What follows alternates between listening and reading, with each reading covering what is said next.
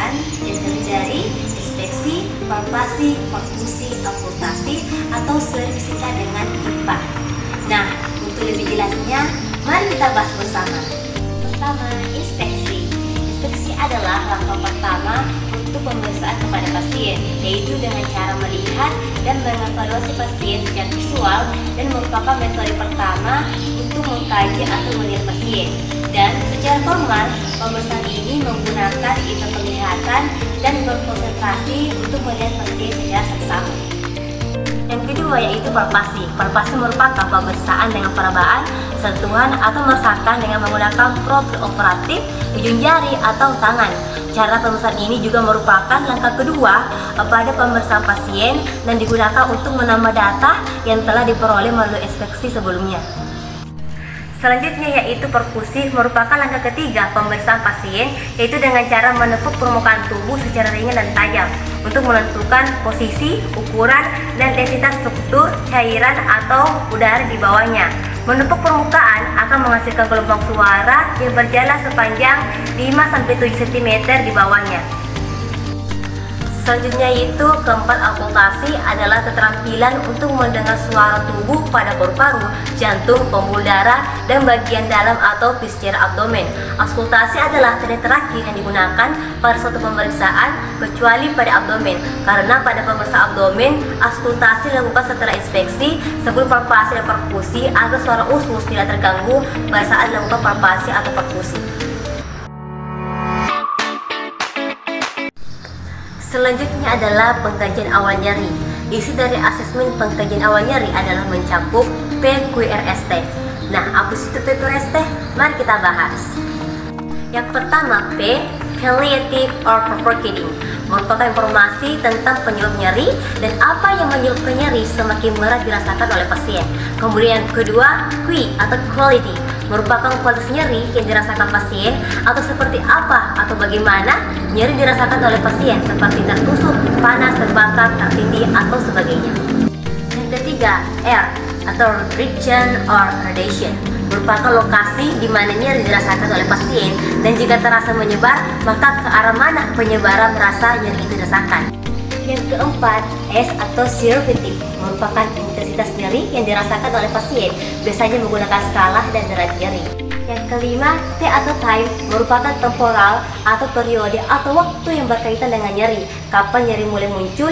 Apakah munculnya perlahan atau tiba-tiba? Apakah nyeri muncul secara terus-menerus atau kadang-kadang? Dan berapa lama nyerinya muncul? Selanjutnya yaitu alat-alat pemeriksaan fisik. Alat-alat yang diperlukan untuk pemeriksaan fisik komprehensis yaitu yang pertama pen cahaya atau senter digunakan untuk cek kulit dan respon kulit terhadap cahaya. Yang kedua, penggaris atau meteran lebih disukai jika menggunakan satuan sentimeter. Yang ketiga, sarung tangan dan masker atau kacamata pelindung. Yang keempat, otoskop dan oftalmoskop untuk pemeriksaan telinga dan mata. Selanjutnya, depressor lidah untuk menggerakkan atau menahan lidah pada pemeriksaan otorofaring. Selanjutnya yang keenam, stetoskop dengan bel dan diafragma. Selanjutnya, palu refleks untuk menguji refleks respon dan refleks tendon. Yang selanjutnya yang kedelapan, beberapa benda untuk menguji saraf renal. Selanjutnya termometer untuk mengetahui temperatur.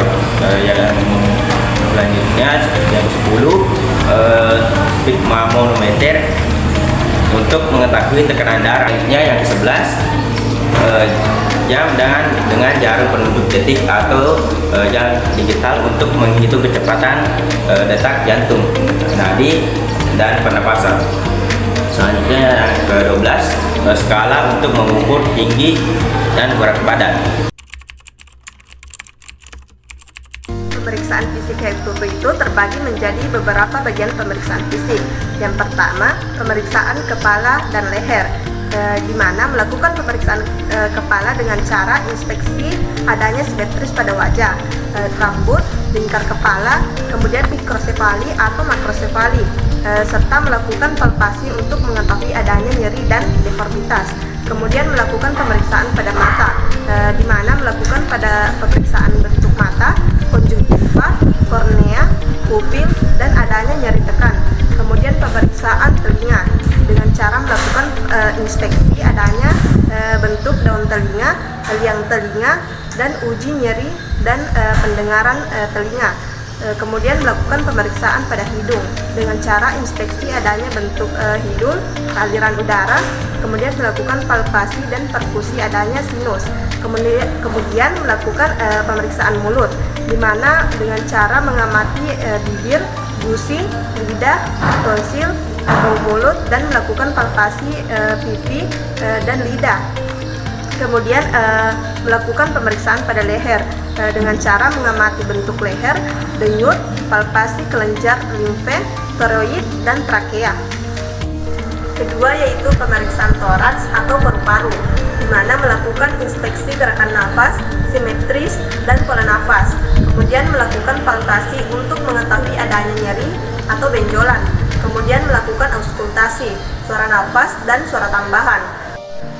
Yang ketiga yaitu pemeriksaan ketiak dan payudara, dengan melakukan inspeksi pada bentuk, ukuran, simetris, warna kulit, kondisi puting, dan areola. Kemudian melakukan pemeriksaan dengan palpasi untuk mengetahui adanya nyeri tekan, benjolan, dan kelenjar limfe aksila. Yang keempat yaitu pemeriksaan abdomen, dengan melakukan inspeksi pada bentuk, warna, luka, striae, distensi. Kemudian melakukan auskultasi dengan melakukan pada suara usus dan vaskuler, lalu perkusi pada organ, cairan, udara, hepar, dan limpa. Kemudian melakukan palpasi untuk mengetahui adanya nyeri tekan, massa, hepar, limpa, ginjal, MC Burney, dan astes.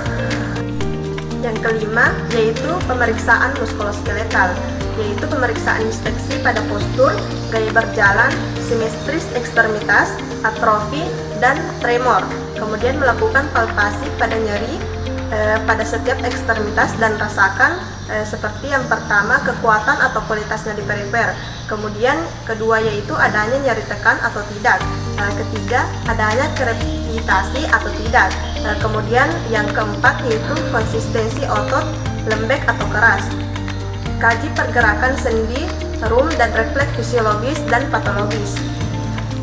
Yang keenam yaitu pemeriksaan genitalia, di mana pada pria melakukan palpasi penis, rektum, kelenjar prostat. Kemudian pada wanita yaitu melakukan palpasi pada rektum untuk mengetahui adanya nyeri, cairan, dan benjolan.